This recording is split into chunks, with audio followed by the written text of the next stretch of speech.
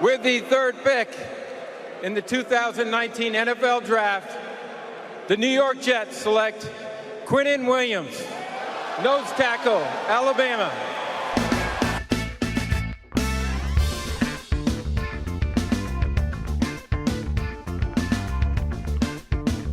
And hello everybody, this is Rich Sports Talk. Thank you so much for joining us here on the program today, and I'm giving my draft recap for the New York Jets. Now, the Jets haven't been talked about as much since this draft ended as much as the New York Giants for their questionable picks, and I will certainly get to that on another episode, so make sure you like, follow, and subscribe so you don't miss that one.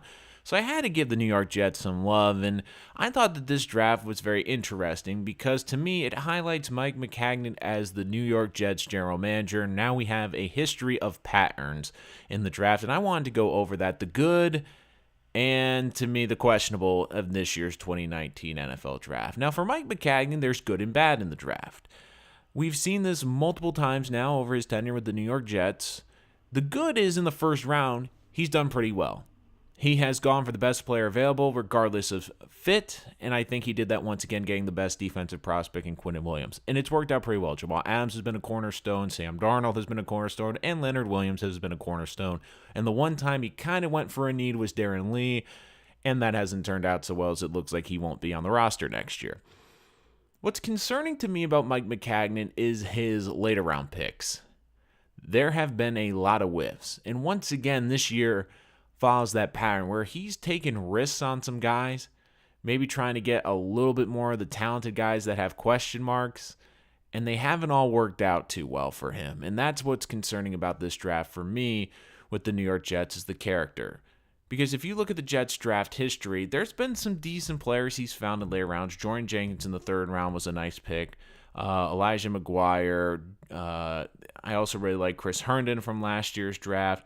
And Brandon Shell. There's been a couple of decent picks, but man, there's also been a lot of risks. I mean, Ja'Kai Polite was a first-round talent in January, but had poor interviews and also showed up out of shape and didn't do well at the combine. Now, here's the way I look at Polite. People are going over and over about the interviews, and while I'm not a big fan of having a bad interview, and to me, it's not the end-all, be-all, especially with an edge rusher. I mean, I want a guy that can just get to the quarterback. I'm not asking for a cerebral football player like a middle linebacker or a safety or a center or a quarterback. So that doesn't concern me as much as the physical, where he showed up and ran a really slow 40, 4.91, and said it was a hamstring issue but gained some weight. That, to me, is more concerning, that he knows he's going to be in the draft process, and he knows he's got the 40, and he shows up overweight. That's not good. Now, do I think he could turn the switch on and potentially be a great edge rusher? Maybe has a chip on his shoulder drop into the third round. That's possible, and that's what you hope for, but there's a lot of risk with Polite.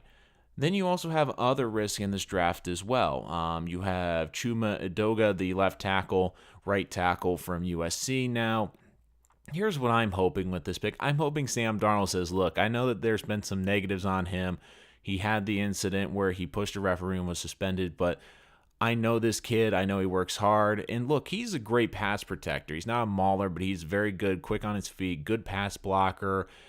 And he is a guy that could be a potential left tackle, and it could be a future left tackle, especially with Shell and Beacham's contracts ending next year. So as a player, I think this was a good pick, but the one thing that would concern me is the character issues again. But once again, I do think Sam Darnold was a big influence in this pick, and I'm less worried about him than I am Polite, because at least and even though Polite has some Jet connections, at least with him, with Edoga, Sam Darnold, I think that they went to him and asked, look, we have some concerns potentially. Do you think he's a good fit? And I do think Sam Darnold is a good judge of character. So hopefully this will work out for the Jets, and I do think that they will look into this, and they did their homework. So I'm not as worried about him, but then I'm worried about some of their later round picks. Now here's where I started having problems with the Jets, was on day 3. Now, I'm going to get to the needs later, but this is where it started to really raise some question marks for me, where they traded back, they got an extra pick, and I'm like, okay, that's great, they're going to get an extra body. They drafted Trevin Wesco, the tight end out of West Virginia. Now, He's a great run-blocking tight end. I think they can move him around, play him as a fullback, is decent athleticism, 6'3", 267 pounds, but he only had 28 career catches, and to me, especially in a great tight end class, if you were going to draft a tight end, you could have done it potentially earlier, but with Chris Herndon, they already have Eric Tomlinson on the roster. I'm thinking to myself, with all the needs that they have and the limited amount of picks, why are they getting a tight end here?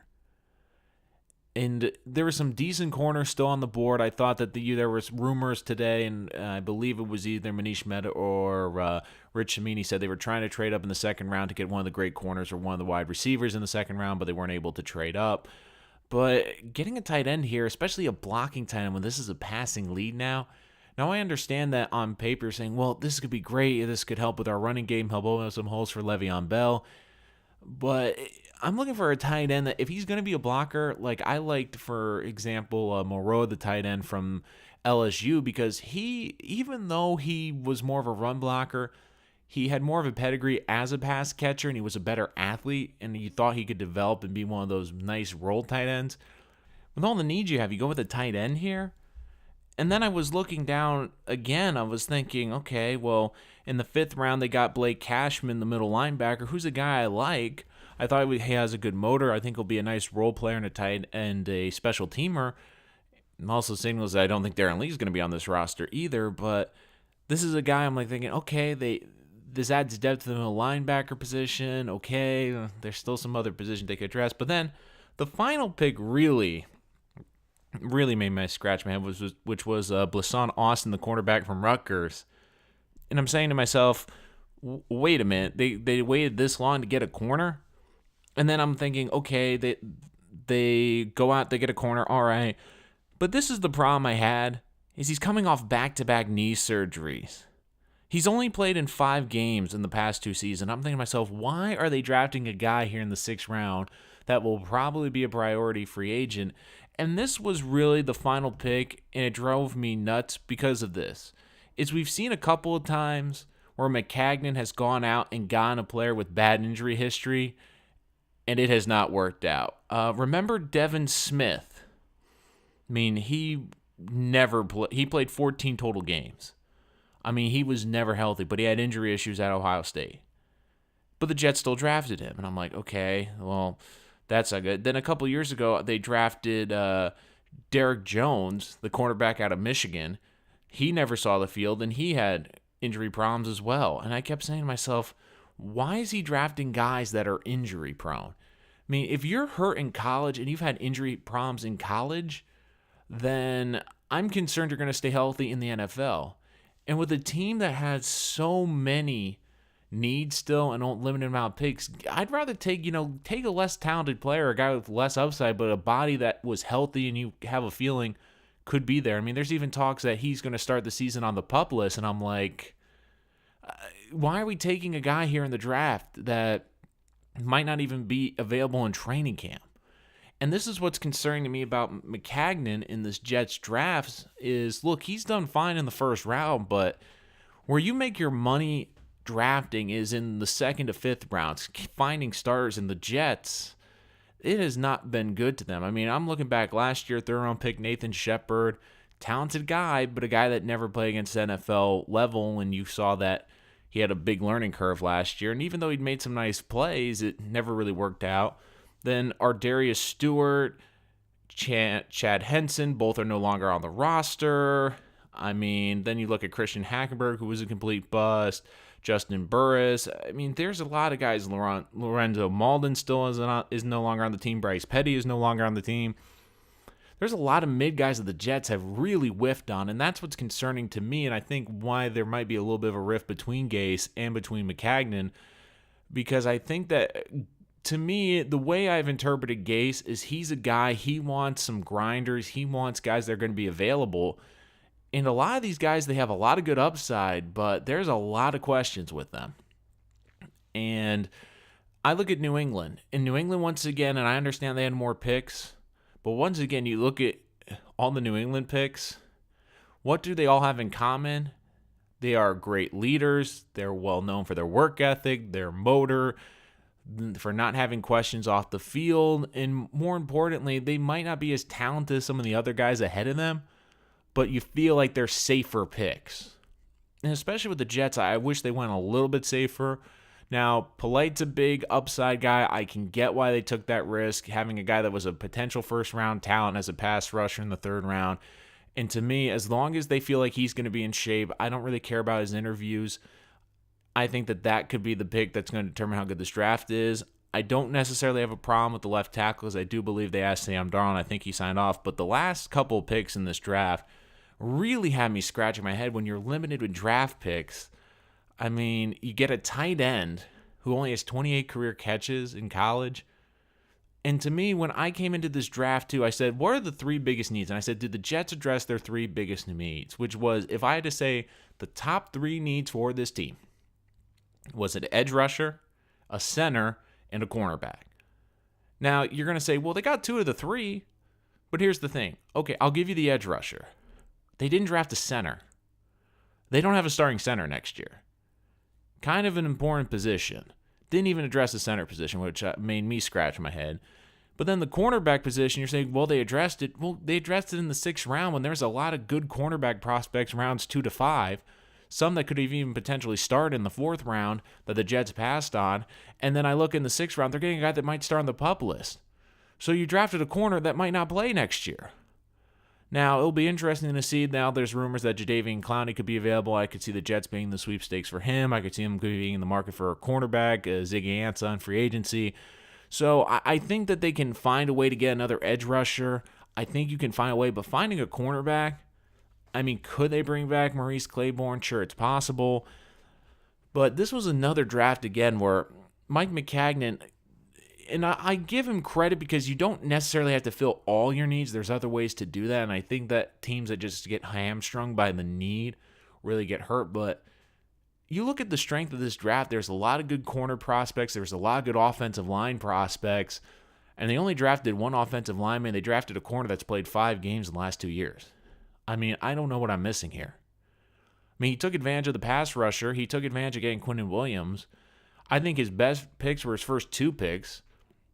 I mean, the Polite pick, I think, is a big boomer bust, but if I'm getting a first-round talent in the 3rd round, I'm going to take that chance. But after that, I'm like, okay, decent left tackle, development to prospect, fine. And then it really takes a sharp dive where you're like, okay, we got a backup middle linebacker. That was probably my favorite pick of day 3. They got a tight end that had 28 catches last year and is a run blocker, but they didn't draft a center. They don't have a center going into next year. They already have a blocking tight end in Tomlinson.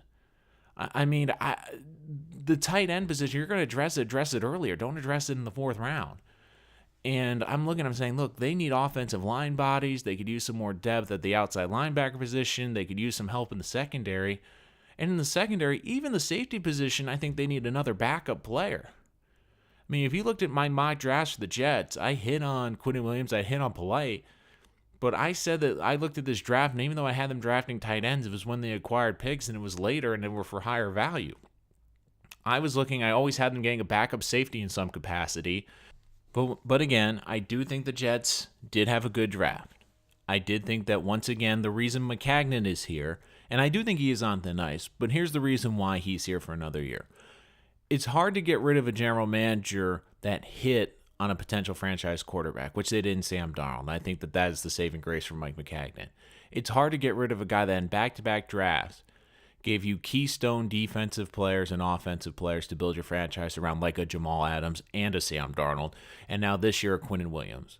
It's hard because, especially when you look at it, they're saying, man, his 2nd through 7 have not been great, but his first rounds, man, they've been good.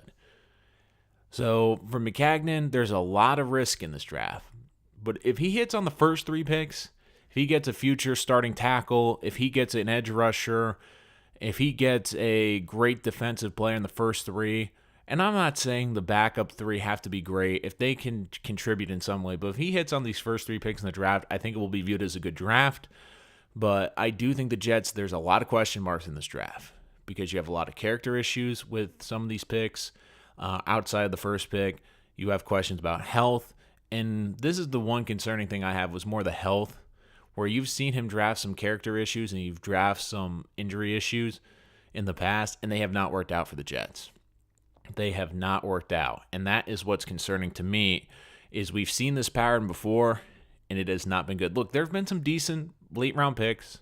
I will admit that from Mike Maccagnan, but where the Jets need to make their money, especially in this draft, was addressing needs and getting value and getting solid players. And there's some question marks heading into next season. Now, they did a good job in free agency, but I do think Maccagnan, his biggest strength actually is not the draft. It's dealing picks to get players.